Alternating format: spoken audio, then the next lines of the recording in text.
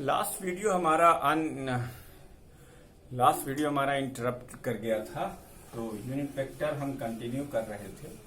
अब unit vector बताते बताते एक दो टेक्निकल टर्म हम और आपको बताना चाहेंगे। यहाँ पर देखिए, ये सब आपके सिलेबस में ऐसे मेंशन नहीं है, आपकी बुक में ऐसे मेंशन नहीं है, लेकिन मैं आपको बता रहा हूँ ताकि आपको अच्छे से समझ में आए। बस मेरा मकसद यही है कि आपको अच्छे से हर चीज, जब हम टर्म्स का इस्तेमाल करें तो वो आपको समझ में आए। बस इसके लिए आपको बताया जा रहा है। ये कोई जरूरी नहीं है कि हर जो चीज आपको बताई जा रही है वो एग्जाम में आएगी ही, लेकिन कुछ चीजें हमें इसलिए पढ़नी होती है कि हम उस बेटर अंडरस्टैंडिंग कर सकें।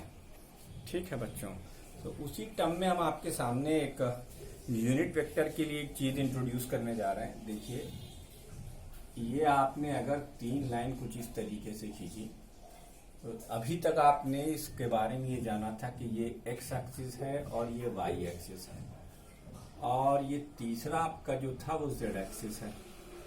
ठीक, इसका नाम क्या है?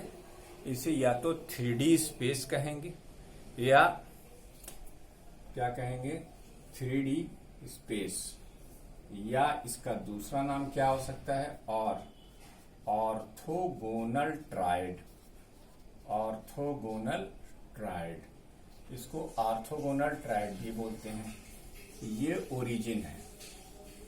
ठीक, ये एक्स एक्सिस, ये वाई एक्सिस और ये जेड एक्सिस। आपको एक्स और वाई के बीच का एंगल π/2 दिख रहा है, वाई और जेड के बीच का π/2 नहीं दिख रहा है, लेकिन ये भी π/2 है और ये भी π/2 है। यानी क्यों है? अब आप मेरी 3 उंगलियों की तरफ देखें। ये 3 उंगलियां फ्लेमिंग के लेफ्ट हैंड रूल में 10th क्लास में मैंने आपको जैसे समझाया था, वही चीज आप देख सकते हैं कि ये 3 उंगलियां एक दूसरे के परपेंडिकुलर हैं। तो ये 3 डायमेंशनल स्पेस है। ठीक है, इसी को हम ऑर्थोगोनल ट्रायड के नाम से भी जानते हैं। अब the unit vector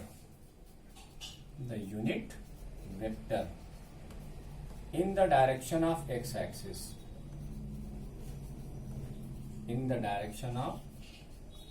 axis, comma y axis and z axis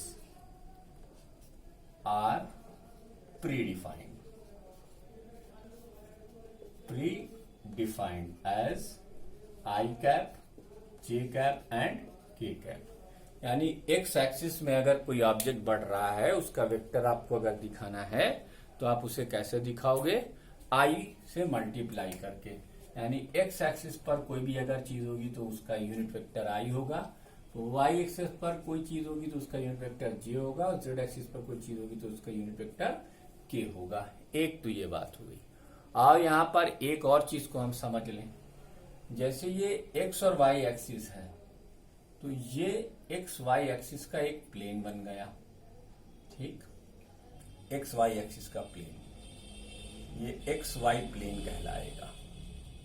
ठीक, अब इस एक्स वाई प्लेन का जो ये एरिया है, इसका एरिया वेक्टर देखो कहाँ है, पर इसके परपेंडिकुलर लाइन कहाँ आएगी? देखो, जैसे ये एक्स और वाई एक्सिस का एरिया है, तो इसके परपेंडिकुलर लाइन जो आएगी वो ये आएगी। तो यानी एक्स वाई के परपेंडिकुलर कौन सा एक्सिस होगा? Z axis. तो जेड एक्सिस यानी तो the unit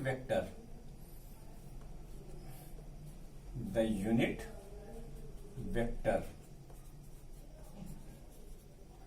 perpendicular to x y plane इस के उसी तरीके से इसमें अगर एक प्लेन खींचा जाए तो वो प्लेन कुछ इस तरीके से होगा।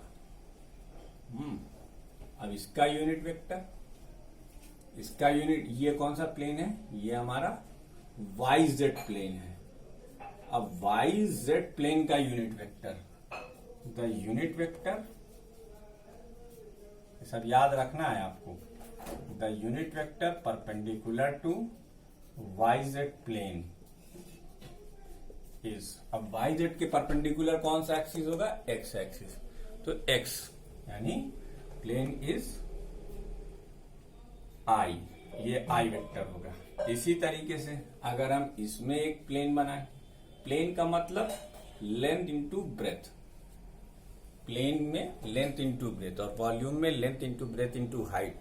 तो ऑर्थोगोनल ट्रायड के अंदर 3 प्लेन होते हैं, x y plane, y z plane और जेड एक्स प्लेन। ये 3 प्लेन हो सकते हैं। ठीक है भाई। तो अब ये कौन सा प्लेन है हमारा? X Z plane, X Z plane है ये। The unit vector perpendicular to Z X या Z x plane is J. आपने देखा एक्स वाई के परपेंडिकुलर के, वाई जेड के परपेंडिकुलर एक्स और एक्स जेड के परपेंडिकुलर वाई। ठीक, तो ये तीनों वेक्टर आपके होंगे। अच्छा, एक चीज और, अब इसके बाद एक चीज और नोट करने लायक है। क्या? कि यूनिट वेक्टर आई का मैग्नीट्यूड, यूनिट वेक्टर जे का मैग्नीट्यूड और यूनिट वेक्टर के का मैग्नीट्यूड 1 होता है। तो अब 1 से किसी भी चीज में इंटू या डिवीजन कीजिएगा तो उसकी सेहत पे कोई असर नहीं पड़ेगा। तो ये थी टाइप्स ऑफ वेक्टर। अच्छा, इसमें मैंने एक चीज और भी बता दी कि को-प्लानर वेक्टर्स क्या होते हैं। Coplanar vectors are the vector which are lie in same plane. तो चलो एक और टर्म सीख लेते हैं, लास्ट टर्म है ये, coplanar vector. Coplanar vector, coplanar vectors, if vectors lies in same plane, then they called coplanar vector. Coplanar vectors कहलाते हैं। अगर वेक्टर सेम प्लेन में लाई करते हैं तो वो कैसे वेक्टर्स हैं? Coplanar vectors. मिसाल के तौर पर जैसे आपने ये प्लेन एक्स वाई लिया है, ये आपने प्लेन एक्स वाई लिया है, तो इस एक्स वाई प्लेन के ये को-प्लानर वेक्टर्स हुए। ये सारे वेक्टर्स क्या हुए? को-प्लानर। मिसाल के तौर पर आपने वाई जेड प्लेन लिया हुआ है, इसी से समझा देता हूं। वाई जेड प्लेन आपका ऐसे है, यानी इस एक्सिस के ये वाला प्लेन, ये वाला जो प्लेन है, ये वाला प्लेन में आप ये वेक्टर ले लिए, ये वेक्टर ले लिए, ये वेक्टर ले लिए, सब क्या है? को-प्लानर वेक्टर। ऐसे एग्जैक्ट प्लेन का भी कर सकते हैं। ठीक, तो वीडियो को पॉज कर इसे नोट कीजिए। अब हम चलेंगे इसके आगे, law of vector algebra discuss करेंगे। ठीक है, लॉ ऑफ वेक्टर अलजेब्रा। तो इसे हम इरेज कर रहे हैं, आप इसे वीडियो को पॉज करके नोट करेंगे, फिर आप आगे का वीडियो कंटिन्यू करेंगे, वॉच करना। ठीक है, तो लॉ ऑफ वेक्टर अलजेब्रा क्या भाई? Law of vector algebra, law of vector algebra क्या होती है साहब? ये इसमें है पहला triangle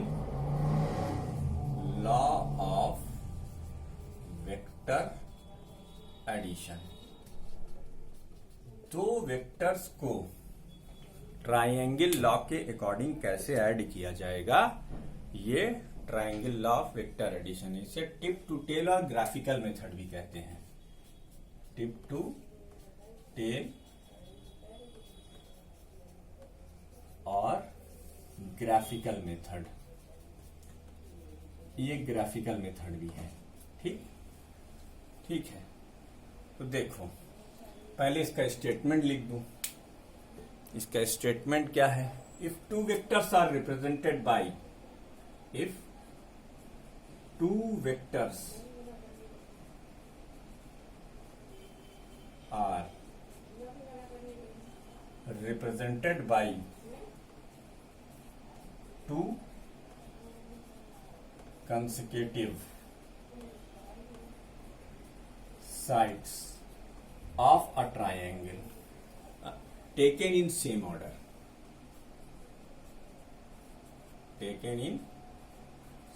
order, then their resultant is represented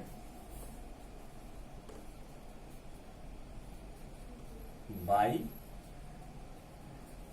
third side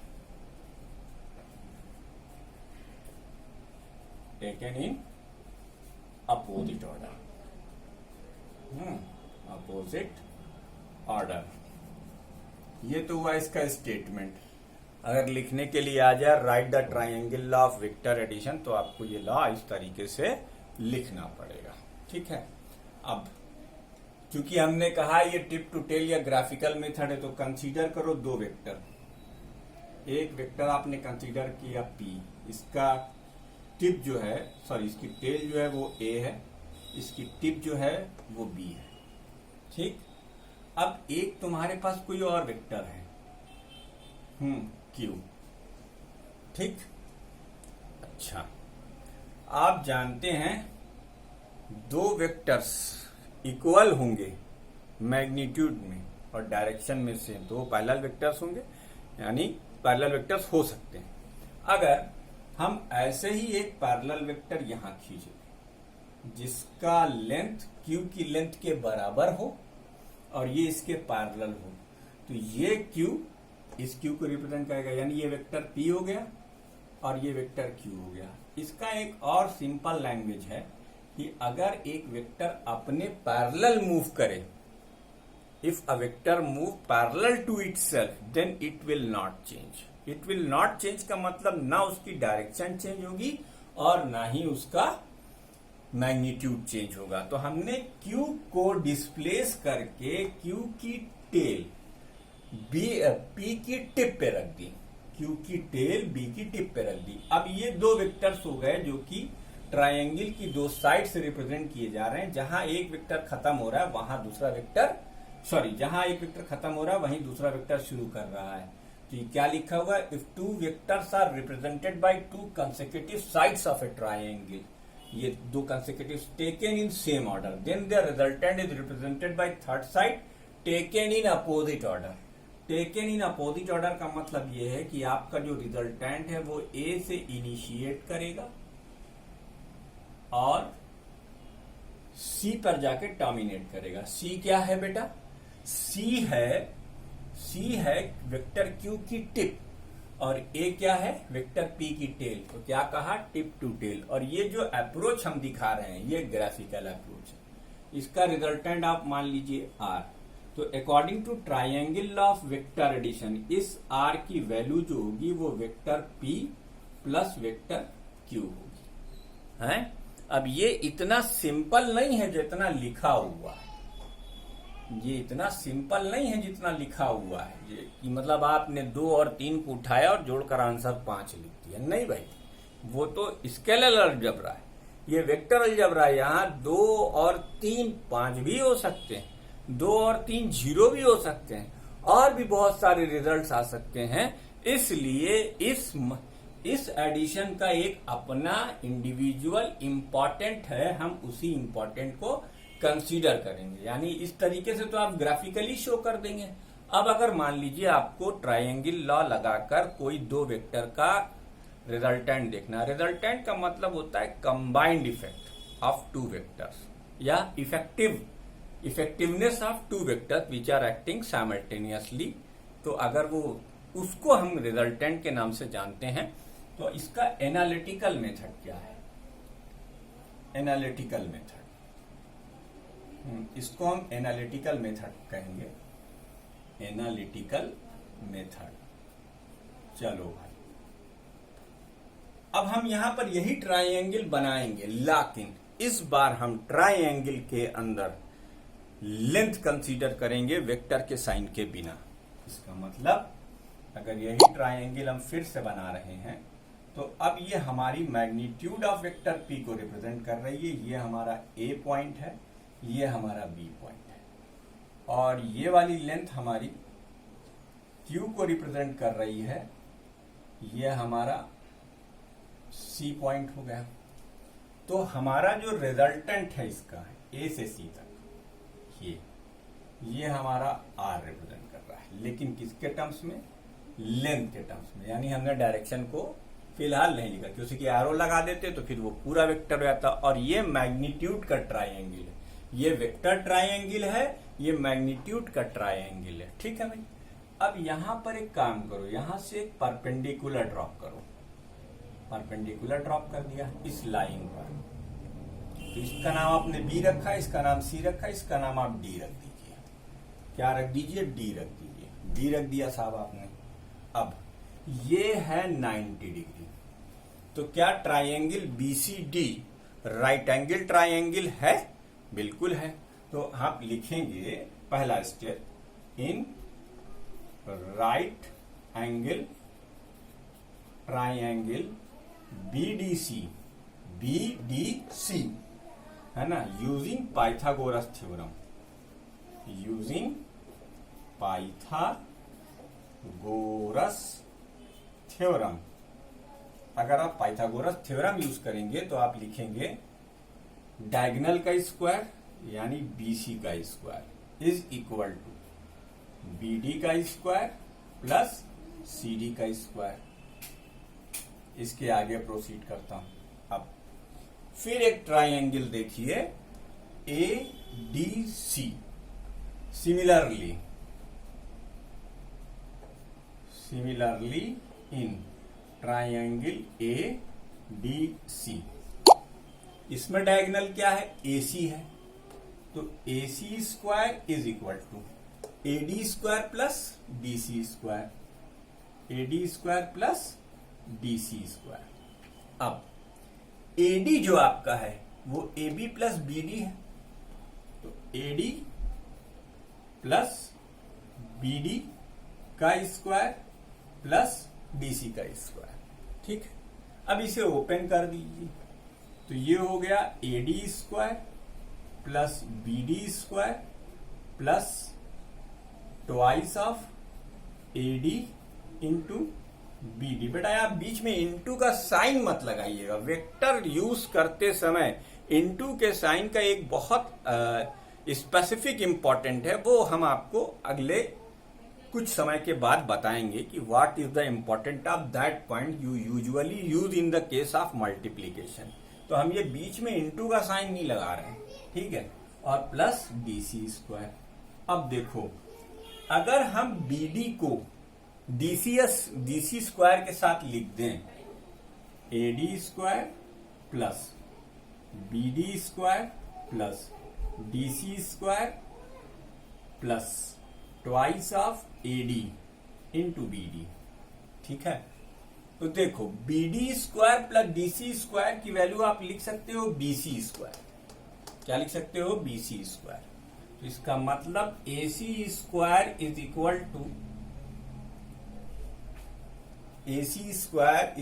to sorry AD नहीं बेटा, ये एबी रहेगा, ये बी है हमारा।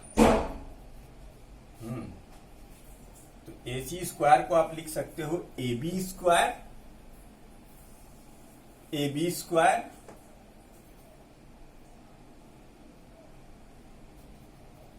Plus DC square plus twice of AD into BD, AD into BD. अब जरा सा बाकी है तो हम इसे यहां पर लिख लेंगे। ठीक, देखो इसके बाद का स्टेप यहां, ये 1, ये 2 और ये 3, थर्ड स्टेप। तो बेटा देखो एसी की वैल्यू क्या है? आर स्क्वायर लिखो। एबी की वैल्यू क्या है? पी है, तो पी स्क्वायर लिखो। बीसी की वैल्यू क्या है? Q square plus 2AD, AB है ये बेटा, एडी नहीं है, ये क्या है? एबी। एबी, ठीक है। वो बी की जगह पर गलती से मुझसे डी लिख गया था, ठीक है। एडी को जब हम ओपन करेंगे तो वो एबी प्लस बीडी में ओपन होगा, ना कि एडी प्लस बीडी में। वो गलती हो गई थी। अब हम इतना वीडियो रिकॉर्ड कर चुके हैं, बड़ी मेहनत पड़ती है, प्लीज थोड़ा सा मैनेज कीजिएगा। P square plus Q square plus twice of AB की वैल्यू तो आपको पता है, पी है यहां से। अब इसकी वैल्यू क्या है, बीडी की। बीडी की वैल्यू निकालने के लिए आप टी रेशियो का इस्तेमाल कर लीजिए। Triangle BCD in triangle BDC, इस ट्राइंगल में cos थीटा की वैल्यू जो होगी वो होगी बीडी अपॉन बीसी। तो इसका मतलब बीडी की वैल्यू क्या हो जाएगी, बीडी की वैल्यू हो जाएगी बीसी cos थीटा, यानी बीसी क्या है, क्यू cos थीटा। ठीक, ये उठा के यहां पे रख दीजिए, क्यू cos थीटा। ये रिजल्टेंट का फार्मूला आ गया। अब आर का अंडर रूट लेंगे, फाइनल रिजल्ट मैं लिख देता हूं यहां पर। ठीक है, ये 4 नंबर स्टेप है। हम इसी बोर्ड पर सब कुछ निपटाना चाह रहे हैं।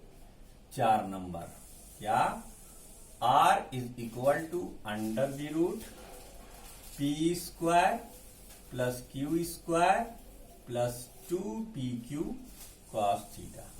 ये triangle law of vector addition है।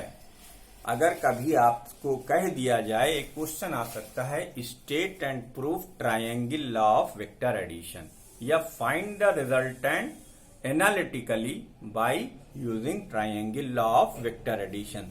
ठीक है, तो ये 2 क्वेश्चन का जवाब यहां से शुरू होकर यहां पर समाप्त होगा। ठीक, तो ये था triangle law of vector addition. लेकिन इस लॉ के अंदर एक फ्लॉ है। क्या फ्लॉ है भाई, कि इसके अंदर ये जो एंगल है ये बाहर है, इस वजह से ये लॉ इफेक्टिव नहीं है उतना ज्यादा। ग्राफिकली तो हम कर सकते हैं, लेकिन अब हम इसका एक्सटेंशन सीखेंगे। इसका एक्सटेंशन क्या है, सेकेंड लॉ। ये लॉ आपको बहुत कायदे से समझना है, ध्यान से पढ़ना है, और उस लॉ को हमेशा याद रखिएगा। जब तक आप फिजिक्स में वेक्टर से डील करेंगे, कहीं भी डील करेंगे, तो आपको वो लॉ हमेशा काम आएगा 2 वेक्टर के एडिशन के लिए। वो लॉ क्या है वो अब हम डिस्कस कर रहे हैं। तो वीडियो को पॉज कर पहले आप इसे नोट कर लीजिए, फिर हम उस लॉ को आगे डिस्कस करते हैं। वो लॉ क्या है, ठीक है।